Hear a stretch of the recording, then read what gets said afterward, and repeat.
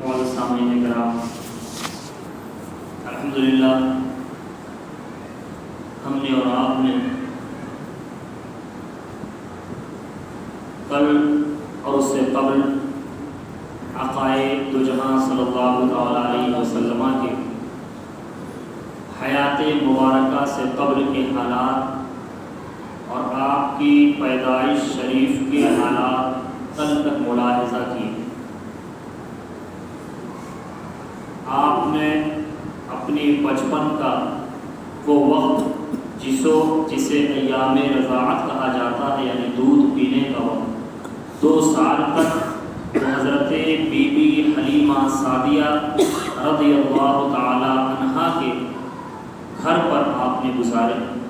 اس کے بعد 6 سال کی عمر میں آپ کی والدہ ماجدہ اس دار فانی سے کوچ کر گئیں اور آپ کی کفالت آپ کے دادا حضرت عبد المطلب نے سنبھالی۔ ان کے بعد آپ کے دادا جان کا وصال 8 سال کی عمر میں ہوا۔ پھر جناب ابو طالب نے، جو آپ کے چچا تھے، انہوں نے اگرچہ وہ ایمان نہیں لائے لیکن آپ کی صداقت، آپ کی امانت، آپ کی حقانیت اور آپ کا رسول آخر الزمان ہونے کا اقرار انہیں ضرور تھا، لیکن بزبان ترجمان انہوں نے کلمہ طیب پڑھ کر کے دائرہ اسلام میں اگرچہ داخل نہ ہوئے، لیکن جناب ابو طالب کے دل میں آقائے دو جہاں صلی اللہ علیہ وسلم کی محبت اس قدر تھی الحمدللہ کہ وہ جا بجا دشمنان اسلام اور دشمنان رسول جو تھے، جو آقائے دو جہاں کو تکلیف پہنچانا چاہتے تھے، ان لوگوں سے آپ کی حفاظت فرمائی اور الحمدللہ جوانی کی دہلیز تک آپ کی کفالت فرمائی اور آقائے دو جہاں صلی اللہ علیہ وسلم جوانی کی دہلیز پر قدم رکھا۔ جب آقا کلام نے سماعت کیا کہ بچپنے کے دور میں جس طرح چھوٹے بچوں کے دلوں میں کھیل کود، لہو و لعب، طرح طرح کے خرافات دنیا کے آتے رہتے، لیکن میرے پیارے رسول صلی اللہ علیہ وسلم کے بچپن کی زندگی کے اندر کبھی آپ نے وہ چیزیں جو چھوٹے بچے کھیلا کودا کرتے، گالی گلوچ، الٹی سیدھی حرکات کیا کرتے، آقا نے کبھی نہیں فرمایا سبحان اللہ۔ آپ پیدائشی طور پر اللہ رب العزت نے آپ کو نبی بنا کر کے بھیجا الحمدللہ، اگرچہ اعلان نبوت آپ نے 40 سال کی عمر کے بعد کی، اس لیے اللہ رب العزت نے تمام ان برے عادات اور ان برے کاموں سے آپ کو محفوظ فرمایا سبحان اللہ، جن عادات کو دنیا کے اندر بے وجہ، بے جا اور غلط سمجھا جاتا۔ آپ کا بچپن ہی نہیں، اس دور کے صحابہ کرام جو اگرچہ اس وقت تک ایمان نہ لائے تھے، آپ نے اعلان نبوت نہ کیا تھا، لیکن وہ فرماتے ہیں کہ آقا نے کبھی جوانی کی عمر میں کبھی کوئی لغو بات، کوئی جھوٹ، کوئی فساد، کوئی غیبت، کوئی چغلی، کوئی دغا بازی، کوئی غداری، کسی کے ساتھ کوئی دھوکہ دھڑی، تجارت کی لین دین میں کوئی کمی زیادتی آقا نے کبھی نہیں فرمایا۔ آقا کریم کی جوانی بھی اسی طرح پاکیزہ تھی جس طرح آپ نے الحمدللہ اپنا بچپنا گزارا، جس طرح آپ نے الحمدللہ 40 سال کی عمر کے بعد اعلان نبوت کے بعد اپنی زندگی گزاری۔ الحمدللہ اعلان نبوت سے قبل بھی آقا کی زندگی میں کبھی کوئی ایسا معاملہ پیش نہیں آیا، اپنے غیر بلکہ دشمن آپ کے جو جانی تھے وہ بھی اس چیز کی صداقت اور حقانیت کی تصدیق کرنے پر مجبور تھے کہ حضرت ابو سفیان کہتے ہیں کہ میں نے بھرے مجمع میں آقائے دو جہاں کے بارے میں نوشیروہ بادشاہ کی محفل میں کہا تھا کہ یہ صادق و امین ہیں، یہ بہت بڑے خاندان کے ہیں، ایک عزت دار گھرانے والے ہیں، وہ جو جانی دشمن ہو وہ بھی آپ کی تعریف کرنے کو ملے۔ آقا نے کبھی اپنی زندگی کے اندر کوئی کسی کو دھوکہ نہیں دیا۔ تجارت کا معاملہ یہ تھا کہ خاندانی روش کیا، جیسے لوگوں کا خاندانی ہوتا نا کہ بھائی جناب کوئی جنرل اسٹور چلا رہا ہے، دادا چلا رہے تو بیٹا بھی وہی چلا، لیکن آقا دو جہاں کا خاندانی مشغلہ تجارت۔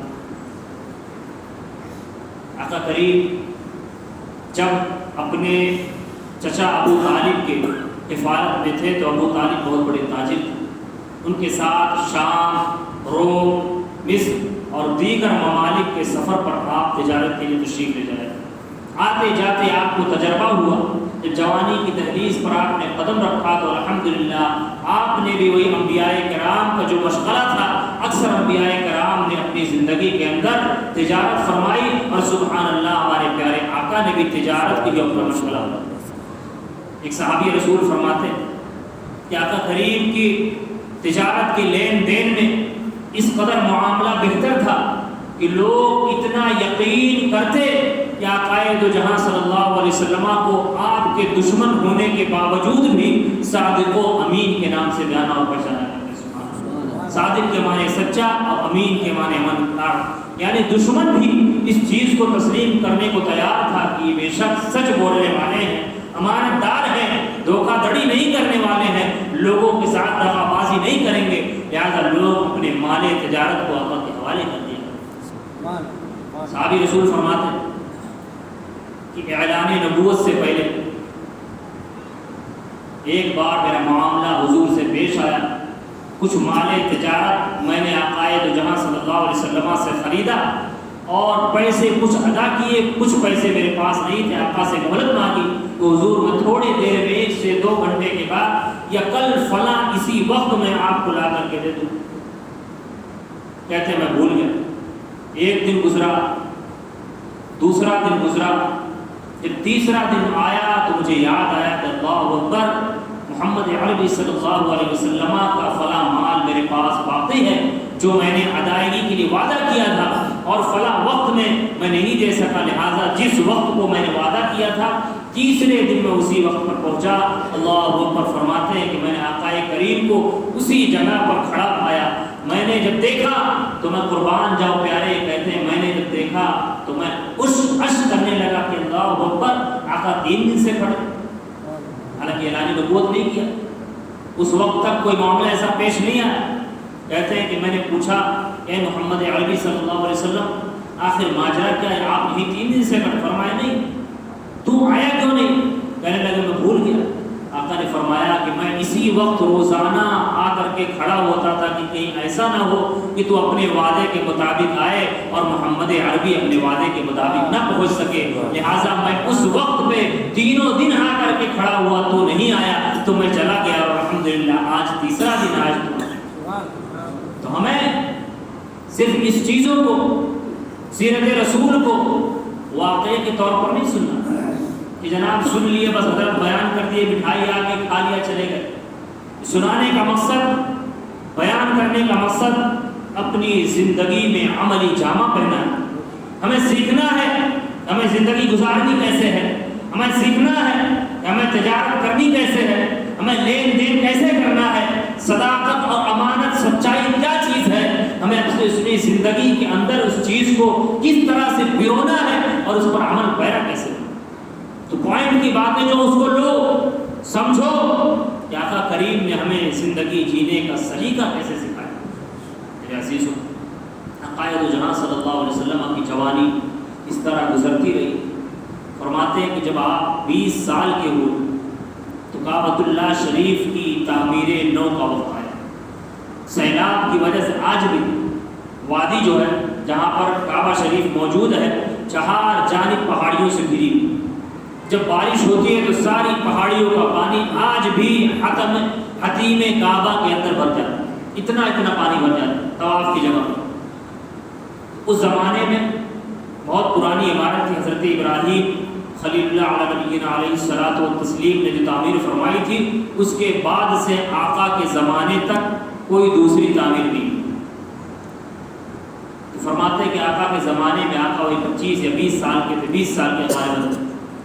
اس زمانے میں باڑھ آئی، بہت زوردار بارش ہوئی، حتیم کعبہ بھر گیا، دیواریں ڈھہ گئیں، بڑی پریشانیاں ہوئی لوگوں کو۔ جب باڑھ دور ہوئی تو تعمیر نو کا کام جاری تھا، اور کعبہ جو مسلمانوں بلکہ موحد کہتے ہیں جسے، یعنی ایمان اسلام آنے سے قبل جو حضرات یہود و نصارہ کے روش پر عمل پیرا نہیں تھے، یا جن لوگوں نے کفر و شرک اور بت پرستی نہیں کی تھی، اللہ رب العزت کی وحدانیت کو جانتے تھے کہ کوئی ہمیں پیدا کرنے والا معبود برحق ہے، تو الحمدللہ اس ایک کو ماننے والے کو موحد کہا جاتا ہے۔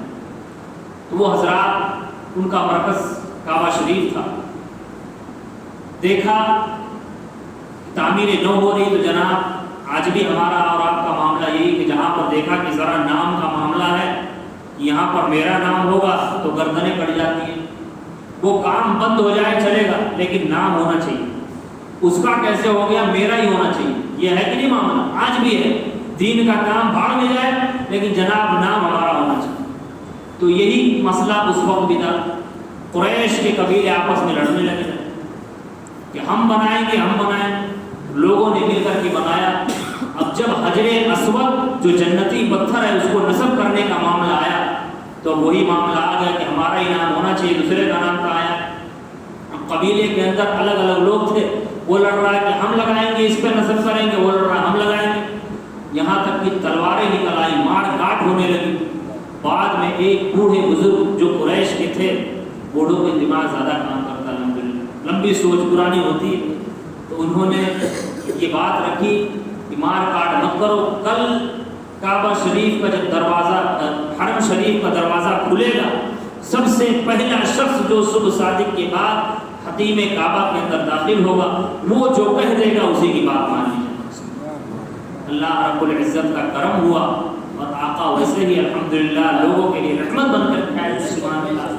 اس دن اتفاق ایسا ہوا کہ سب سے پہلے جو حاضر آئے وہ میرے آقا دو جہاں صلی اللہ علیہ وسلم. سبحان اللہ. آقا کی آمد ہوئی. لوگوں نے کہا کہ محمد عربی آئے، لہٰذا یہ جو کہیں کہ فیصلہ کریں گے مان لیا جائے گا. تمام قبیلے کے لوگ اکٹھا ہوتے ہیں. آقا دو جہاں سے پوچھا جاتا ہے. لوگ کہتے ہیں کیا یہ محمد عربی جس طرح سے کل فیصلہ لیا گیا کہ جو شخص پہلا داخل ہوگا اسی کے فیصلے کو مان لیا جائے گا، اے لوگوں یہ محمد عربی ہے، کیا تم ان کا فیصلہ مانو گے؟ تو لوگوں نے بیک زبان کہا کہ الحمدللہ یہ صادق ہیں، یہ امین ہیں، یہ سچے ہیں، یہ انصاف پسند ہیں، الحمدللہ جو یہ فیصلہ کریں گے وہ مان لیا. تو یہ نبوت سے پہلے اور وہ لوگ تھے جو بعد میں آقا کے دشمن ہوئے، ان لوگوں نے بھی آقا کی سچائی کو، آقا کی صداقت کو، ایمانداری کو، وفاداری کو اور لوگوں کے ساتھ معاملہ پرستی کو پسند کیا. سبحان اللہ. اور لوگوں نے آقا کی قیادت کو تسلیم کیا کہ محمد عربی جو کہہ دیں گے سبحان اللہ. آقا نے کیا فرمایا؟ آقا نے حجر اسود کو اپنے پیارے ہاتھوں سے اٹھایا اور ایک چادر بچھائی، اس چادر پر رکھ دیا اور کہا اے لوگوں، تم قبیلے کے درمیان جتنے لوگ ہو سب میں سے اپنا ایک سردار چن لو. سب نے سردار چن لیا. آقا کریم نے فرمایا وہ سرداران چاروں جانب سے اس چادر کو اٹھا لو اور لے کر کے جہاں پر حجر اسود نصب تھا وہاں لے کر کے چلو. اب پتہ کیا چلا جناب؟ ہر قبیلے کا آدمی نے کہا کہ ہم بھی شامل تھے اور حضور نے اس حجر اسود کو اپنے پیارے ہاتھوں سے اٹھایا اور نصب کر دیا. اور الحمدللہ اللہ رب العزت نے آقا کو رحمت للعالمین بنایا. تو یہ اتنی بڑی رحمت تھی کہ اس قبیلے میں تلواریں نکل گئی، کتنے جانیں جاتی، کتنا فساد برپا ہوتا، کتنا نقصان ہوتا. تو رحمت للعالمین کو پروردگار عالم نے بھیجا کہ اے میرے رحمت للعالمین، تم تو عالم کے لیے رحمت تو بنا کر کے بھیجے گئے، اگرچہ بھی تم نے اعلان نبوت نہیں کیا، لیکن الحمدللہ رحمت بن کر کے جاؤ.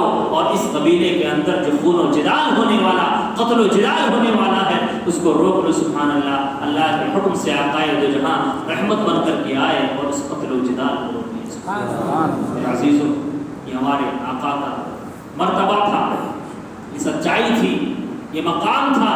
اپنی زندگیوں کو جیو تو ایسا جیو کہ سبحان اللہ لوگ دیکھ کر کے کہیں کہ وہی محمد عربی کا سچا پکا امتی ہے.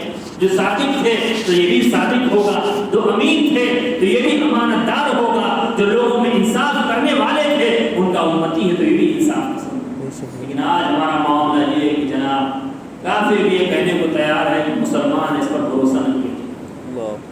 آج کئی معاملات میں نے ایسے سنے. افسوس کا مقام ہے کہ ہم اس رسول کے امتی ہیں جن کو دشمنان اسلام، جن کو آپ کے جانی دشمن بھی سچا اور صادق اور نیک سمجھتے تھے، آج انہیں کا کہا جانے والا امتی معاذ اللہ اپنے کردار کو، اپنے اسٹیٹس کو دنیا کے سامنے یوں پیش کیا کہ آج دنیا یہ کہتی ہے کہ جناب مسلمان ہے، اس پر بھروسہ نہ کیا جائے کہ کچھ بھی خلق بن کر دے گا. یہ کوئی ہوائی بات نہیں. کئی معاملات سنیں گے لوگ بڑے بڑے تاجر مسلمانوں کو تجارت میں شامل اس لیے نہیں کرتے، کہتے مسلمان جھوٹ بولتا ہے، مسلمان دغابازی کرتا ہے، مسلمان فراڈی ہوتا ہے. معاذ اللہ. آج مسلمانوں کو تو محمد عربی کا سچا پکا امتی بن کر کے دنیا کے سامنے پیش کر دیا.